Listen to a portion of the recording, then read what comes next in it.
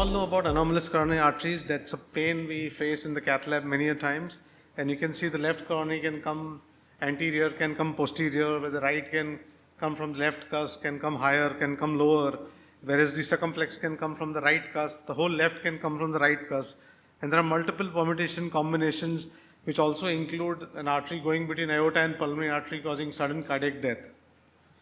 So this is the technical challenges we face. The regular catheters which we use may not work for these catheters. So first and foremost, you have to diagnose what is the anomaly and how are you going to deal with it. Absent left trunk is one of the common ones and the easier ones to deal with, where the LAD and the circumflex arises separately. They don't come as a left main. The simple thing is that if you want to hook the circumflex, you need a JL4. If you want to go to LAD, it's slightly higher, so you have to use a JL 3.5. Because 4 will not go easily into the LAD in such patients. So this is how it is. So your JL4 will go into the circumflex and a JL 3.5 which is going to be slightly superior will get you into the LAD. If you try to force the Judkins left into the LAD, you'll almost always go deeper into the circumflex. Not that it cannot be done, but it's much easier to do a 3.5. This is a very beautiful slide. I think everybody should put it in their cath lab to see how the anomalous right coronaries arise from the left cusp. So there are different positions. As you can see, A, RCA is just next to the left coronary ostium. B, RCA is inferior to the left main coronary ostium.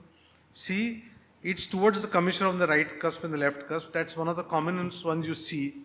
Then D is the one which you have the higher origin of the RCA, and some of the RCAs are towards the coming from the right superior cusp, which is the E, but is still in the right cusp, and the normal origin is the F. So this is a very good diagram to have in a cath lab, and also this gives you all the catheters that you can use in such situations. So this is the commonest thing which you see, where the left and right almost come from the same side. Here the Emplart's left 45 degree and 90 degree catheters are available. They're called the LAA catheters. But in case you do not have these catheters, it's very easy to use a Judkins. Just use a wire along the sinus and track the catheter up into the sinus and make it look towards the other side. You can almost always get in with a Judkins left. Maybe you'll need a 4.5 if a 4 doesn't work. And sometimes an EBU 3.5 or a 4 can work. So you have to track the wire along the sinus and get into this. And the important thing to remember in these catheters that some of these are going between the aorta and the pulmonary artery. So here the IVS image shows you that you get sudden compression of the blood vessel from these anomalous right coronaries which come from the left cusp. So this is a similar case we did just a week back, and you can say it's similar to the type A I showed you. And we had a tough time. This is so difficult to just get the coronary to show where the RCA was, and there was a long RCA lesion. We used the EBU, which got as close as possible, and then we used bare wire to cross the lesion. And then life is easy. You can either use a guide liner, or if you have enough support, you don't even need the guide liner, and you can finish the job. Similarly, anomalous right coronary from the left cusp can be engaged with right support coming from the other sinus.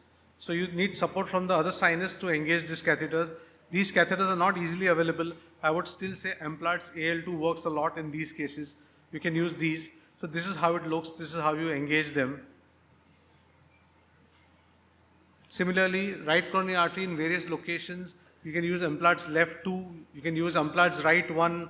If it's above the sinotubular plane, which I showed you the C, you can use the Emplart's left 1, and sometimes AR1 or AR2 can work, which is C in this C catheter. Very rarely a multi-purpose can work on this C catheters. D, when you have such a thing which is more superior and towards the left, although it's the right cusp, a half size less. So you have a 0.75 Emplart's left, which can help you. Of course, the 3D RCA can help you in the E, and F, there's Emplart's left 3. So you have multiple choices which you need to exercise. So these are different catheters you can try when you get such anomalous origins. And then if you have location E, which I showed you here, in this, when the RCA anomalous comes from the right cusp, can be superior towards the left cusp. These are very difficult catheters to coronaries to engage. In such, the 3D RC guide has helped a lot in engaging these coronaries. and this is how generally it sits. So what you have to understand that you have to start putting the catheter from the top, engage superiorly. Do not try to go down into the cusp and rotate and engage it, almost never will. So you have to engage from top. Similarly, you get Sherpa catheters, which has already been spoken about. These are again good catheters which take support from the opposite sinus and then pushes into this in this form. This is how it looks with the Sherpa guide. Similarly, anomalous circ from the right cusp, I think they are the easiest. The only important thing to remember that most of these can be engaged with the right coronary catheters, but they come very close to the cusp, so they are not high up. So generally they are lower. So you might need a 3.5 if a 4 doesn't work. So these are catheters which you need to remember when your circ comes. Generally you see how close it comes from the cusp. It comes very close to the annulus. So if you're going to search it higher up, you won't find it. They're very low down. So a 3.5 at time helps. Sometimes a 0.75 AL will help. Sometimes an AR will help. Similarly, you have these which go between the pulmonary artery and the aorta, and that's very, very important. How do you diagnose these things? Is that you have to look at them laterally, put a catheter into the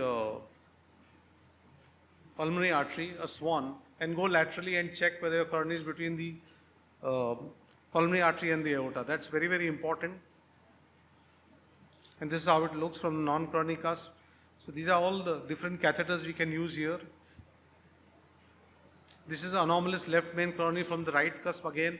It occurs in 0.7% of the population. Catheter engagement almost always is easier than anomalous RCA. Judkins 4 can work, hockey stick can work. Best view for engaging a right coronary is a rent anterior oblique view. So we always tend to take an LAO view to engage rights. In these rights, it is easier to engage them in the right anterior oblique view. So this is how it looks. Some of them you come to know. So if your RCA rises above and goes superior, so this is the coronary which is not going to go between aorta and pulmonary artery. Or if it goes inferior and downwards, then again these are the ones which will not go between the aorta and the pulmonary artery. It's only the ones which are straight, these ones, that go straight coming out, can go between the aorta and the pulmonary artery. That's very important to know to decide what's the best therapy for that. So you put a swan into the pulmonary artery, put a pigtail into the aorta or the catheter, and you can see whether it is running between this or not. Or you can get a CT scan done, which will show you where the anomalies are coming from. So this is how we do that. So this is clearly in between the pulmonary artery and the aorta. So you can see the pulmonary artery is anterior and the lateral, then there's the coronary, and then there's the aorta. So these are the ones which are prone to sudden cardiac death. And this can be also seen on a CT scan, which you can confirm on a CT scan. Many times you cannot make out on a coronary angio that this is going to be a sinister one or not. You can confirm with the this, and some of these have an intramural course. So left main from the right cusp, you can see that these have an intramural course, and you can see some amount of pinching of the left main as the contraction happens. So you have to be very careful of these anomalies. So takeaway is important is coronary anomalies are going to have technical challenges in the cardiac catheterization laboratory. There's always difficulty in locating and engaging these coronary arteries. It requires a large contrast volume, so you have to be very careful if your patient has a CKD, and it can really cause large amount of radiation exposure. You'll be surprised, there are many patients who will have chest burns at the end of it, and you don't even realize it, and the patient complains that his chest is really burning. Those are the radiation burns you can get. And the problem comes in the setting of ACS and acute MI, where the intervention can be delayed, and we really struggle to find out where the coronary artery is. In addition, there may be difficulty determining the precise course of the artery. Thank you for your attention.